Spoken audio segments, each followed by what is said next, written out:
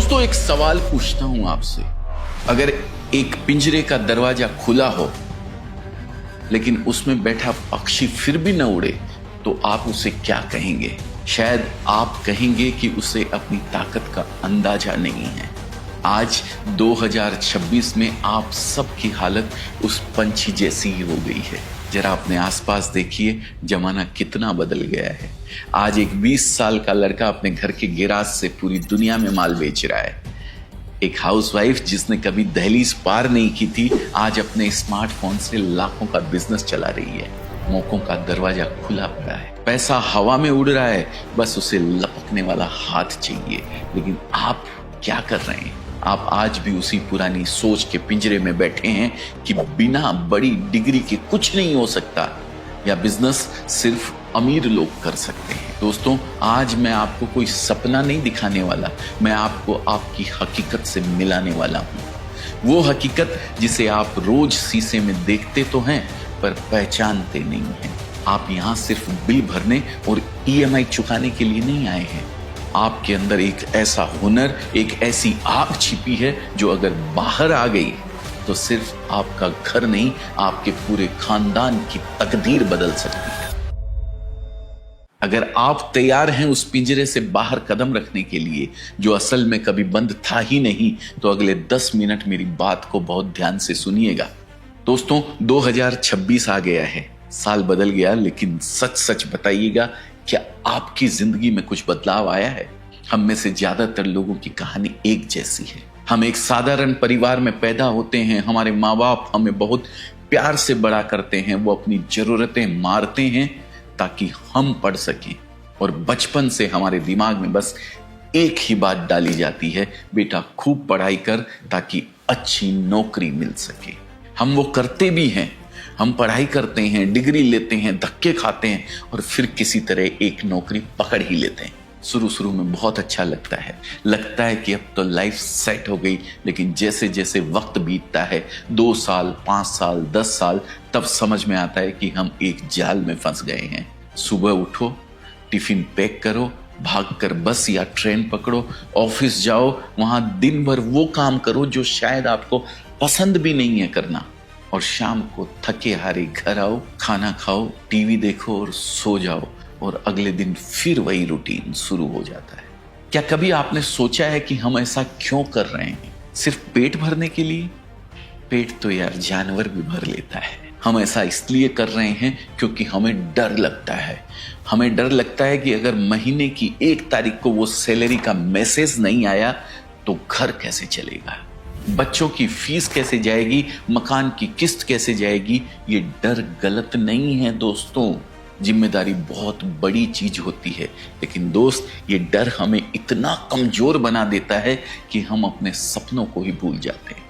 मुझे पता है अभी आप ये वीडियो देख रहे हैं तो कहीं ना कहीं आपके मन में भी एक दबी हुई इच्छा है। आप भी चाहते हैं कि आपकी खुद की पहचान हो, आप भी चाहते हैं कि आपको किसी के आगे हाथ ना फैलाना पड़े, आप भी चाहते हैं कि आप अपने बच्चों को वो सब दे सकें जो शायद आपको नहीं मिला। लेकिन फिर वही सवाल आता है, करूं तो क्या करूं, मेरे पास तो ज्यादा पैसे नहीं है, मैं तो ज्यादा पढ़ा लिखा भी नहीं हूं, मुझे तो बिजनेस का भी नहीं आता है। मैं आपको अनुभव से एक बात बताता हूं, मैं खुद दोस्तों 11वीं पास हूं, और कोई मुझे डिग्री के लिए पूछता है तो मैं कहता हूं 12th फेल की डिग्री मेरे पास है। 12th फेल की डिग्री समझते हैं ना, हिट हुई थी पिक्चर। दोस्तों, बिजनेस करने के लिए डिग्री नहीं चाहिए होती है, जिगर चाहिए होता है। बिजनेस करने के लिए लाखों रुपए नहीं चाहिए होते हैं, बस एक सही सोच चाहिए होती है। आप अपने आसपास देखिए, जो लोग आज मर्सिडीज या बड़ी गाड़ियों में घूम रहे हैं, वो बड़े बड़े बंगलों में रह रहे हैं, क्या वो सब बहुत ज्यादा पढ़े लिखे थे? नहीं, उनमें और आप में सिर्फ एक फर्क है, उन्होंने हिम्मत की, उन्होंने उस डर को हराया जो आज आपको रोके हुए है। अब आप कहेंगे अजय भाई हिम्मत तो कर लूं पर काम क्या करूं, कहीं पैसा डूब गया तो? ये बहुत सही सवाल है दोस्तों। पैसा बहुत मेहनत से आता है, उसे ऐसे ही नहीं गंवाना चाहिए। इसलिए मैं हमेशा कहता हूं, काम वो करो जिसकी जरूरत कभी खत्म ना हो। दोस्तों, दुनिया में 3 चीजें इंसान कभी नहीं छोड़ सकता है, खाना, पहनना और रहना, यानी रोटी, कपड़ा और मकान। मकान वो रोज नहीं बनाता है, खाना तो शाम तक खराब हो जाता है, तो बचा फिर कपड़ा। इंसान चाहे कितना भी गरीब हो या अमीर, वो कपड़ा जरूर पहनेगा। बच्चा पैदा होता है तो कपड़े चाहिए, शादी होती है तो कपड़े चाहिए, त्योहार आता है तो कपड़े चाहिए। ये एक ऐसा काम है जिसमें मंदी कभी नहीं आती है दोस्तों। और सबसे बड़ी बात है, कपड़ा सड़ता नहीं है, गलता नहीं है। अगर आज नहीं बिका तो कल जरूर बिकेगा, कल नहीं बिका तो परसों बिकेगा। इसमें आपका पैसा कभी जीरो नहीं हो सकता है अगर थोड़ा सा सावधानी से आप ये बिजनेस को करते हैं तो। मैं आपको ये इसलिए नहीं बता रहा हूं कि आप मुझसे माल खरीदें, मैं आपको ये इसलिए बता रहा हूं क्योंकि मैंने खुद जीरो से शुरुआत की थी। मैंने भी वही गरीबी देखी है जो आज शायद आप देख रहे हैं। लेकिन जिस दिन मैंने ये फैसला किया कि अब मुझे किसी के लिए काम नहीं करना है, मुझे अपना खुद का कुछ करना है, उस दिन से मेरी किस्मत बदल गई दोस्तों। शुरुआत में तकलीफ हुई, लोग हंसे भी, रिश्तेदारों ने ताने भी मारे कि अरे ये क्या कर रहा है, अच्छी खासी नौकरी छोड़कर दुकान चलाएगा। लेकिन आज वही लोग मुझे इज्जत की नजर से देखते हैं। क्यों? क्योंकि दुनिया सिर्फ उगते सूरज को सलाम करती है। दोस्तों, मैं आपको एक भाई की तरह समझा रहा हूं, ये जो समय बीत रहा है ना, ये वापस नहीं आएगा। 2026 भी ऐसे ही निकल जाएगा जैसे 2025 निकल गया है। अगर आप कुछ नहीं बदलेंगे तो कुछ भी नहीं बदलने वाला है। आपकी जिंदगी की जिम्मेदारी कोई सरकार नहीं लेगी, कोई पड़ोसी नहीं लेगा, कोई रिश्तेदार नहीं लेगा, वो आपको स्वयं खुद को लेनी पड़ेगी। आप सोच रहे होंगे कि मैं शुरुआत कैसे करूं। शुरुआत छोटी कीजिए। कोई जरूरत नहीं है लाखों रुपए लगाकर बड़ा शोरूम करने की। आपके घर में जो कमरा है वहां से शुरू कीजिए।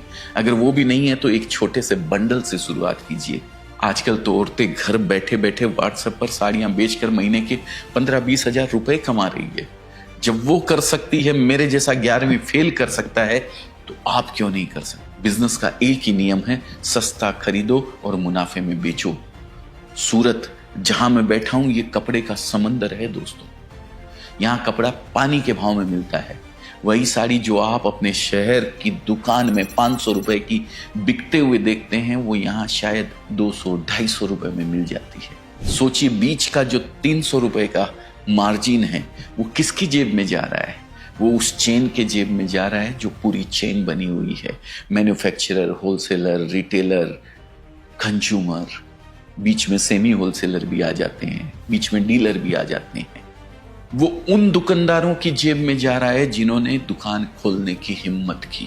मैं चाहता हूं कि वो मुनाफा आपकी जेब में आए। मैं ये नहीं कहता कि आप कल ही अपनी नौकरी छोड़ दीजिए, नहीं, ऐसा बिल्कुल मत कीजिएगा। लेकिन नौकरी के साथ साथ छुट्टी वाले दिन या शाम के वक्त कुछ एक्स्ट्रा समय निकालकर अपना कुछ तो शुरू कीजिए।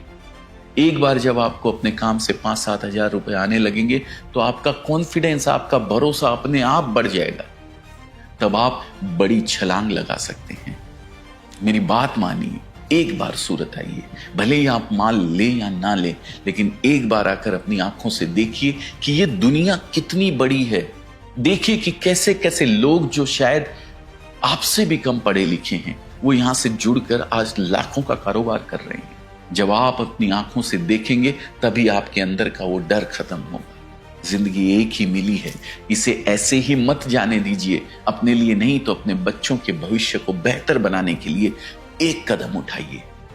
फैसला अब आपके हाथ में है। उठिए और अपनी कहानी लिखिए।